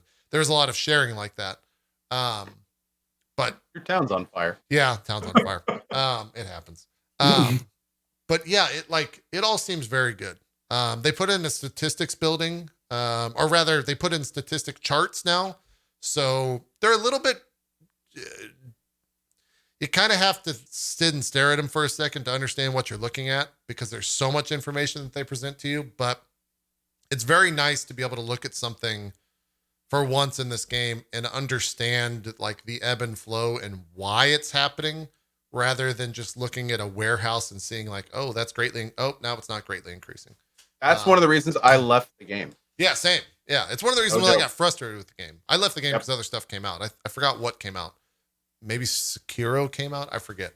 But yeah, it's a hell of a fucking game still. And all the improvements they've made to it from a gameplay standpoint are phenomenal. And seem so deserving of one's time if you don't respect your time because the game doesn't because it eats away at it. This game is a fucking time machine. They created time travel over there at Ubisoft because I played for 6 hours and it felt like me and Max were playing for 5. Or playing for 5 minutes, I should say. My brain had a brain fart there. It's okay. We got past it. So with not to go too much into it because I'm sure you can talk about it for hours. But yes. What is the 3rd and 4th island, and especially like what do you do in the Arctic? Is that like an oil thing? So we never saw the Arctic thing. Let me get to the new island. So that's the new world right there. That's base game, right? Yes. This is, I forgot what this is called, what this expansion is called or DLC is called. But as you're seeing here, which you're not really seeing, it is a like ginormous, like here's a little bit of the island. This is how big the island is in terms of, it's got like almost every resource that you could want. There's like waterfalls and stuff at the back. I'm doing a really poor job of, I'm more focused on building. What is it called in the game? So it's just a giant like sandbox island almost. Yeah. This is New World stuff. It's called the Sunken Treasures DLC is the name of the DLC. But my understanding is that you get a certain type of ship that then you're like going and diving for sunken treasures is what that DLC is. And you're working for the Queen. The Queen is, I don't think they say the Queen of England, but the Queen, which is implied. And it's very much like a SimCity's island. Like this island exists so that you can make your perfect island. The way that here's how big it is, just so you can kind of see if I keep scrolling, which I'm not going to. It goes all the way back into that corner. It takes up like, I'm looking on the mini map right there, and that is insane. Yeah, like that is so much bigger than anything that was offered, and you can see comparatively now to the other ones. Like, and that's big. That little bit on there is huge. Yeah, that's wild, man. So cool. It's the type of game where I could sit here and play this game forever because there's just so much stuff to do. And I've actually contemplated starting up. Oh yeah, there's a cut and copy tool now. I was gonna say you can just copy and paste like an entire thing. Yeah, and Max said that this was in the game when we were playing it at the time. I don't recall if it was, but you can literally drag over an entire facility and just copy and paste it. I don't think was it. I don't know. That is saying it was. I thought I looked for that back when we played. Yeah, I don't think it was because he blew my. I got upset when he told me. We were already playing for like 3 hours. Like, by the way, you can just copy and paste everything, so you don't have to build it all. Yeah, because we played once, didn't we? A few times, and like or we were playing at the same time or something. Yeah. That was. That's really cool though. Yeah. Oh yeah, it works now. It helps a lot. The only thing that kind of sucks is that you can't copy something and then go to a different map and still have that tool. At least I didn't find a way to. So you can't copy from like New World to Old World. It has to stay in the Old World if you're copying from that place. General map. Yeah, which it is what it is. But yeah, Anno 1800 still a fantastic game. It goes on sale quite frequently from what people are telling me. Otherwise, I think it's full price at the moment. And the DLC are, I want to say they're like $15 to $20 each. They're a little pricey. But you don't necessarily need those, especially if you've never played the game before. There's a ton in the base game. There's 2 whole fucking worlds in the base game to start off with, as well as all the statistics stuff. And yeah, it's super addicting, super chill game. Music, I had forgotten how good the music in that game is. It might even be better than the actual gameplay itself. I don't know if they have the soundtrack on sale, but I would definitely buy it if I could. So I might actually look into that, but hell of a game. That's Anno 1800. If you had never seen it, we talked about it at length when that came out last year, maybe like 2 or 3 weeks in a row. Cause I think me and Cohh kind of like lost ourselves in it for a while there. One of the better like colony management sims in a while. Yeah. Very, very good. Yeah. That's really good. Let's go through a little bit of news. Where are we going to begin? Half-Life Alyx has a launch date, March 23rd. Are we all playing that? Are we all in? I'm going to try. March is a little crazy, but yeah. Zeke, are you in? I might be done with P4 by then. I'm not sure. Maybe. Yeah. You'll be close, if anything. I have 70 yards of bubble wrap coming, so I can bubble wrap my entire area. Like won't hurt myself or equipment for my next VR stream. Oh. I was like, for those who don't know, I've about? temporarily given up VR because the last 3 times I've done VR, I've either significantly injured myself or the things around me. Yeah, I was planning on doing Beat Saber streams and all sorts of stuff, but like I seriously am like a danger. I'm a risk when I'm in VR. You shouldn't call your children things. Wow. Just letting you know. Wow. But yeah, it's a menace. That's a good word for it. A menace. Yeah. But yeah, it's been real. It's really unfortunate because there's not only a few VR games I want to try, like that Boneworks game and the Walking Dead game apparently is doing well. But yeah, and VR Alyx is coming out and stuff like that. Apparently, though, I read in a tweet thread or something that the VR Alyx thing is going to have like a small area mode. So for people like me that can't like flail their arms around, apparently there's going to be like stuff for that in VR Alyx. So yeah, I got a wireless mic and everything for it, so I can actually move my mic out from in front of me. That's where most of my injuries come from, is slamming controllers or my body into my boom. Yeah. But yeah, we'll see. Yeah. Every time. The story that kind of ran alongside that is that the index is sold out and has been for months. Yeah, apparently. and it will be apparently up to the release. It's just a story where I can say I have one. I bought one the first week that Alyx was announced, and I was very lucky to get one that same week, because apparently you can't get them anymore. However, I'll make the same joke I did on stream. It hasn't moved since I bought it. It's been right there on the desk. How much is it? Ooh. How much? The index? No, that's Oculus something or other. Do you have looks the like index? like a Samsung like phone VR. Yeah. There it is. I think they're $1,000 when you get the headset plus the base stations plus the controllers. Like the full set is $1,000. Yeah, I thought they'd be going down in price by now, not up from the Vive's 800. No, they're a little. If you buy just the headset, I think it's $700. But to be fair though, I've used almost every VR headset, and the index is pretty. Yeah, like it's one of the only ones that doesn't have like. In most VR headsets, you remember those magic eyes when you were a kid? Yeah. If you do the magic eye thing in most VR headsets, you will see like honeycomb of black lines between the pixels.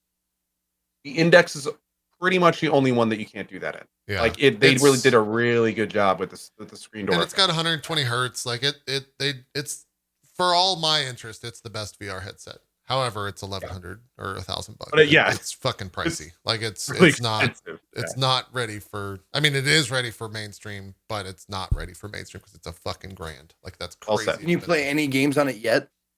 Oh yeah, you can play a ton of games on it. Yeah, it's a VR headset, so pretty much anything you can use with like that's not Vive or Oculus exclusive. And even then, there's actually software out where you can kind of like convert that into other things. So almost everything you can only play on the Oculus, you can play on the Vive and Index of this. And not to go sometimes have some weird compatibility issues though, and setup can be a real nasty. Like, dude, one thing that totally blew me away. So I have I got a computer from Asus with a deal, and they had 2 video cards in it.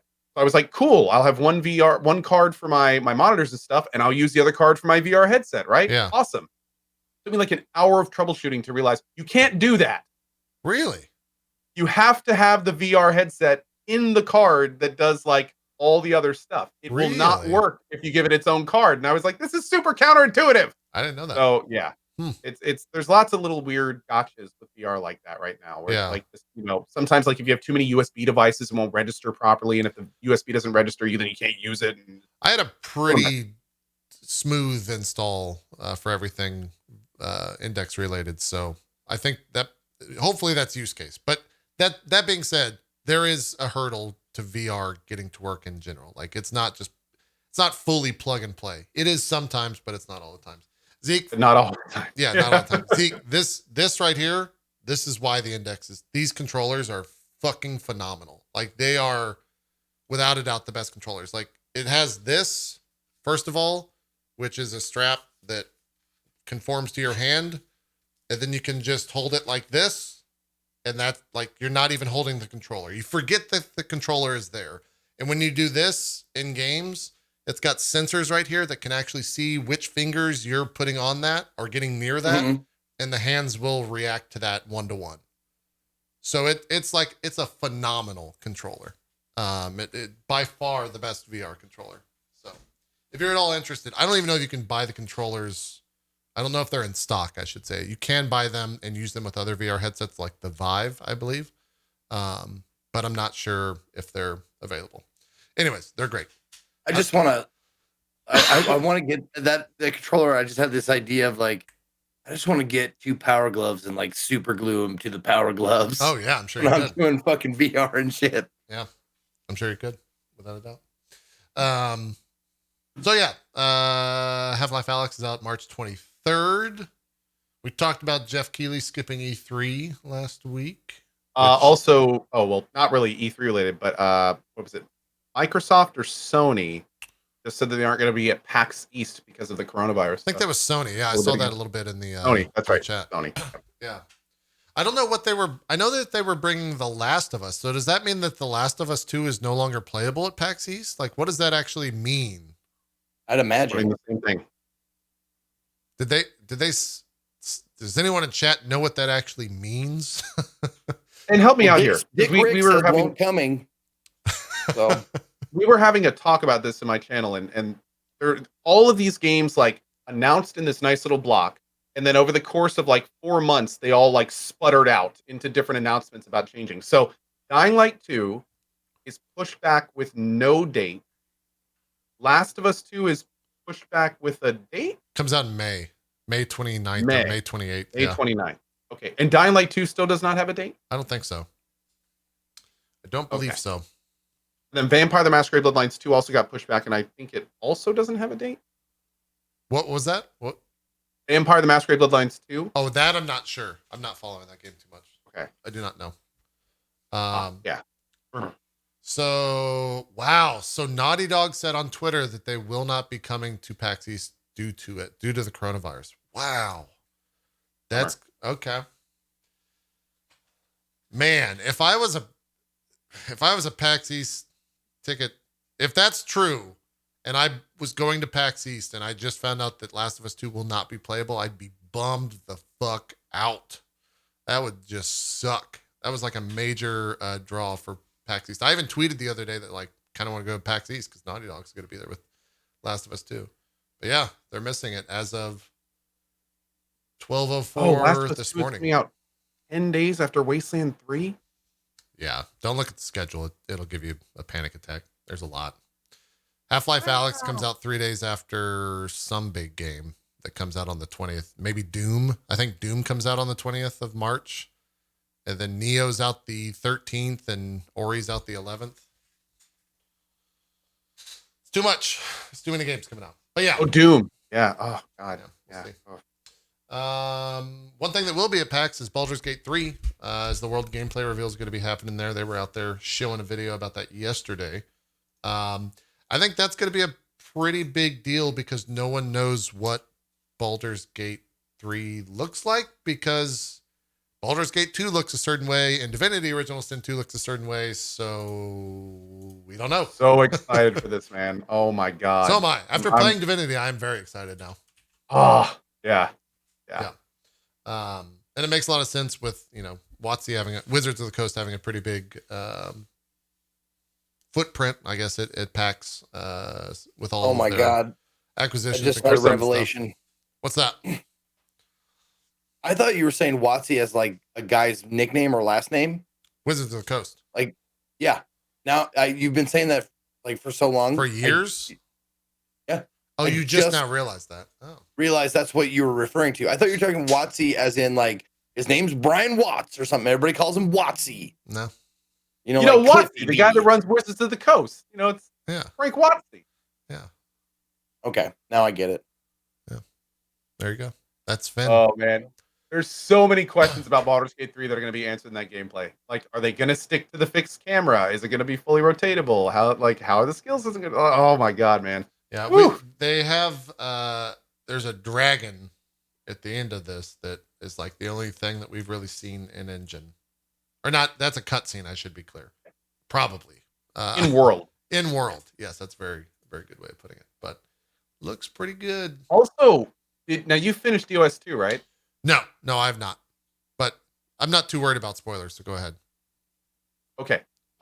It's really interesting because there's this character, Tarquin, at the end of DOS 2 that talks about like some very cryptic things about creatures that eat mines in another world he's been to. So it's kind of interesting. Shit, that'd be crazy. Yeah, it's very interesting. A lot of people are like, nah, it's not related at all, and other people are like, it's directly related. Well, that's so coming off of Witcher 3. That's like the whole Ciri thing where she said she's been to another world with flying cars, right? Like everyone's like, oh my God, it's cyberpunk. There's a cyberpunk thing where somebody overlays what Ciri says over like some cyberpunk footage, and it is, you think she's talking about exactly what you're looking at. It's kind of wild. It'd be weird. Yeah. I still hope when in Cyberpunk 2077, we're just going to be walking around the city and look down an alley and a portal's just going to open. He's going to jump out and look around and then just jump back in. And that's the whole thing. That's everything. That'd be pretty cool. That'd be a cool Easter egg. Did either of you watch the Final Fantasy VII Remake opening movie, or are you saving yourself? Mostly saving. Okay. Zeke, are you even like big on the Final Fantasy VII Remake? Not really? I'm not super hype on it. Yeah. I like seeing it, but it's not something that I go seek out videos or news on. Final Fantasy, I'm like Final Fantasy is like Star Wars with me. Like okay. I'm a fan, but I'm not a fan. Yeah, I got you.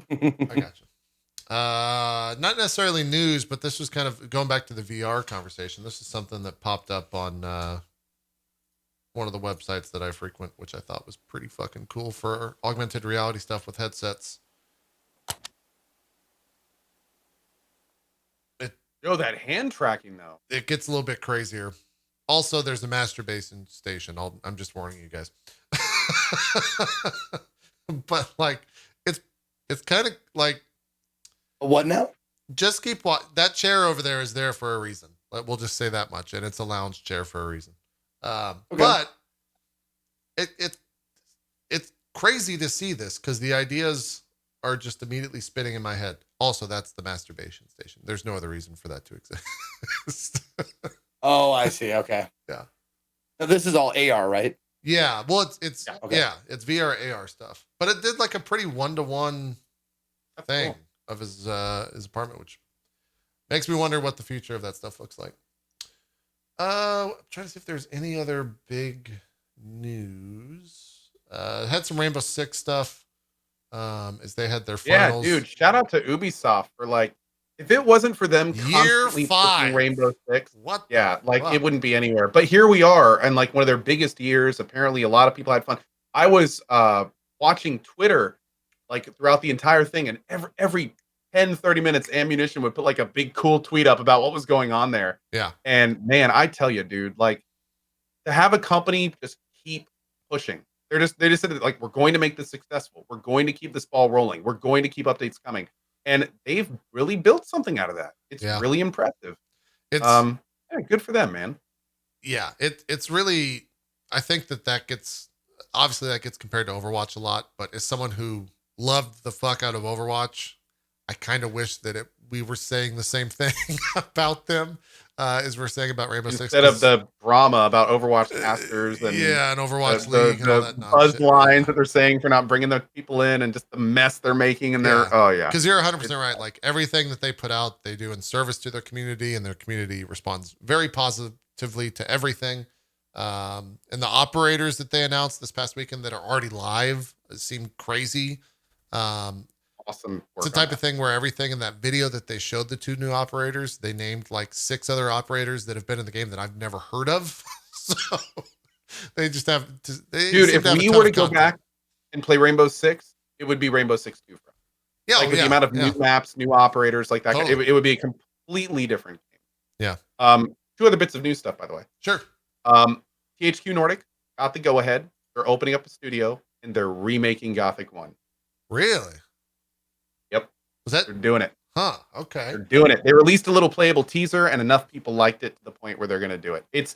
They did make it kind of clear in some of the stuff I'm reading that they got a lot of feedback about the demo, and they're making some significant changes, especially to how the main character was voiced, which I think I speak for a lot of people. It was pretty bad, especially at the very beginning.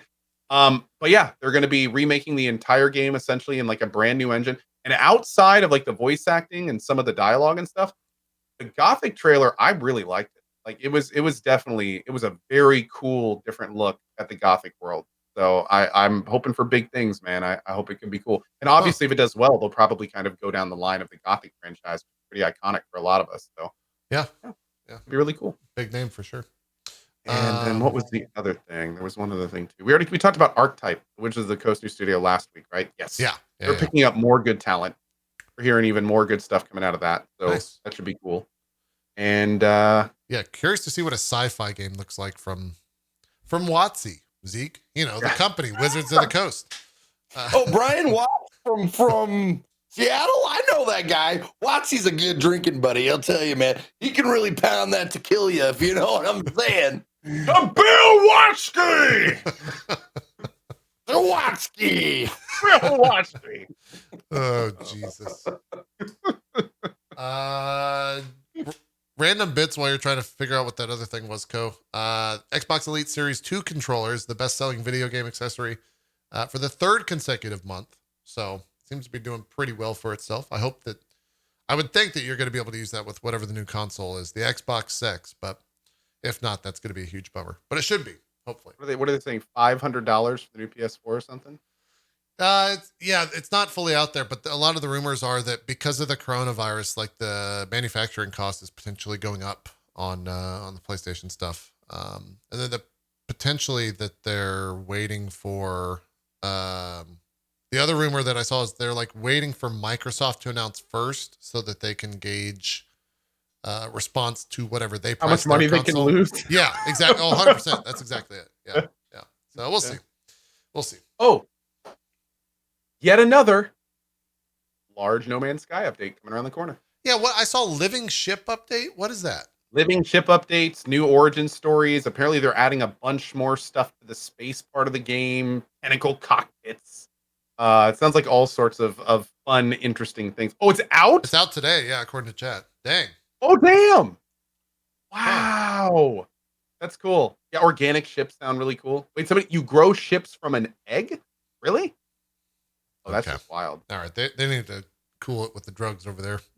If my it's lord. anything like the Pokemon Go eggs, they can go fuck themselves. You got to get a little Tamagotchi and you got to take care of it every single day and feed it. Make sure they don't grow into a Oh ship. God, I may have to check that out again. I think I missed the last big update, or only played it a little bit. So, and Yeah, that's when I jumped back in. That was their 2.0 update. Was the last big one, right?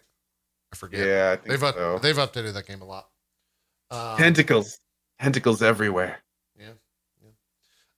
Streaming related news, that YouTube deal with Activision Blizzard was with the Overwatch League and everything being exclusively on YouTube was valued at 160 million.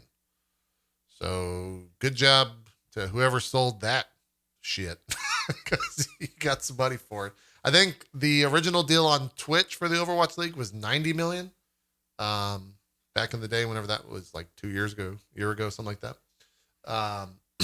I don't know when that kicks off. Chet, has that already started, or is that soon to be? I don't know. I don't know when all that starts. But I'm sorry, what game was it?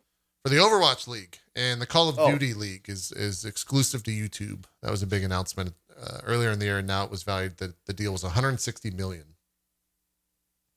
So, speaking of streaming that's shows, a lot of bucks. You think they're gonna make that back? no, Mm-mm. no way in hell. They're buying the name. It's PR. Yeah, They're buying Okay. the PR. Yeah. And most Sure. importantly I for get that. YouTube, this is like taking something that Twitch invested in. Like Yeah. this is kind of a big power move by YouTube. pretty much. Yeah, at least that's what they're trying to make it be. Do you guys remember that esports clip show that we talked about that's going to be on TBS? Yeah. So No, I've never heard of it. yeah, Zeke, Ever. did you catch any of that? Have you watched any of it on Twitch? Wait, it already happened? I haven't. The I haven't watched show, any of it. I don't think the I show's see the happened tweets yet from the on TBS. guys I know that are in it. Yeah, but they stream. I don't know what's going on with it. They stream every single night, and when they stream, they're in the front page slot for like 3 hours on Twitch, on the front page, and the like row 1, slot 1, and it's got like 3,000 to 4,000 views, which makes me think that there's like 200 people actually watching that. Yeah, I was gonna say for front page. Yeah, maybe I'm only catching it at the beginning because it does stream pretty late. It's usually at like 10 to 1 a.m. Eastern is when they're on the front page slots. Maybe that's when it's just And starting. for those that don't know, the front page slot, generally you take your normal views and add 35 to 4,000. Yeah. Because it's basically like how many people are going to twitch.tv regularly before like flowing into the rest of Twitch. So that's 4,000 is right around the magic number for front page. Yeah. And then the other thing that was pretty funny about all that, I'll talk about also what I saw in the show, but I'm trying to find I got an email from. Is it on TBS yet? I don't think so. That's what I'm trying to find out. Okay. But okay. they've done like test shows. Okay. That will be the content. I got an email from Twitch at twitch.tv, like Twitch, sfmarketing.twitch.tv, saying like, share your feedback. What do you think of the show? I've never seen them do anything like that before on any content from Twitch. And it kind of leads to some sort of, what happens when I click this? Where does it go? It just goes to like a Google Doc that is basically asking for feedback on the show, which makes me wonder, like, if they're curious on if it's going bad or how that's all going. I don't know. But I watched the show. It seems fine. It really does seem like Livestream fails the show, minus all the like drama and stuff. They're kind of just taking popular clips and then they show the popular clip and then they go back to the host and they're like, yeah, that was blank, fill in words, and then they show another one. Or What would they you do, like, say small the thing. ratio is between like actually funny clips and like the hosts clowning around? I have seen clips on there that I've seen on live stream fails that I've definitely laughed at. But there are definitely clips where like, I want to say it was like a Tarkov clip, where someone did something that if you watch Tarkov or you play Tarkov is really cool. And the host had no idea what the fuck was happening. So they were just kind of like, oh yeah, that was pretty cool. Anyways, let's move on to the next thing. And it was because like they didn't necessarily play that game. They Yeah. didn't know why. Didn't get that the was a big context. deal. Yeah. That happened with like there was a League of Legends clip and it was with, want to say it was like Voyboy and Lily Pichu, and they were in like Twitch Rivals, something or other, some esporty, I don't know, event, something like that. And a really cool play happened where like Voyboy said this was all going to happen. And then it all happened the exact way that he said it was going to, which is a pretty cool thing to see if you play League or know how those games work. And it went back to the host and like, now, what game was that? And I'm like, what? How do you not know what League of Legends is? Come on, man. It's like the most popular fucking game. I think that was that Dota game. Are you sure they weren't being sarcastic? No, they were like, that's League of Legends. Okay. We're going to play that soon. And then they went and played League of Legends, and like 2 out of 3 people were like, never seen this game. Is that a mouse and keyboard? Oh man, this is going to be rough. And so like, I'm curious to see how long that remains a show, I guess is how I'll say that. Because it really is interesting with the stuff that they're doing. And they're doing nightly content. I saw last night they were playing through Journey on the show, which I don't know if that's just because they're trying to stream as much as possible and like hype up the show. Journey? Yeah, they were playing Journey. So yeah. I will also say this. Bold choice. Yeah, I will also say this, Zeke. I don't know if you are. I've not talked to you about this. Full disclosure to everyone watching. But if you are, I wouldn't be beating yourself up too much about not being on this show. That's what the chat was saying. Yeah. Like, I actually haven't watched any of it yet. But chat was like, I think you dodged a bullet there. Yeah. And like the thing is, it sucks because I know a few of those people that are involved with it. I want it to be a success for them, but yeah, I can also be glad that I didn't get into it. Sure. At the same time. Yeah. Fine. Sometimes the shoe doesn't fit you; it fits somebody else. Exactly. That's okay. Yeah. Yeah. And I was thinking like, like this whole lifestyle is just a game, but that's such a weak mindset. I mean, I'm not okay with losing or imperfection of my craft. I mean, I feel myself not getting angry about losing anymore. And I feel like I've lost twice. It's terrible. Deep. Real deep. You want to see my favorite? God, it's like getting Rick rolled. You want to see my you want to see my favorite thing that has come out of that tweet? I linked it to you guys this morning. I don't know if you watched the thing that I sent you, but if not, we're gonna watch it here regardless. This is from pretty good. friend of the show, Octopimp. Calm down, Kaiba. It's just a game. The phrase "it's just a game" is such a weak mindset. You are okay with what happened. Losing. Imperfection of a craft. When you stop getting angry after losing, you've lost twice. Calm down, Kaiba. Oh, It's man. just a... That's just so well done. It's just so well done. It's Oh wow, that's some funny shit. wow. Yeah. With if you don't know what we're talking about, there is a tweet that came from Ninja, which is getting memed on right now. Coupled with the tweet that came out from one of the dumbass Paul brothers this past week about anxiety. It just seems like a stellar week for people saying stupid shit on the internet, which maybe is every day, every minute. But yeah, it's Those asking, that was Yu-Gi-Oh. That was Yu-Gi-Oh. yeah, that was Octo voicing over, or doing voiceover, pulling directly from Ninja's tweet.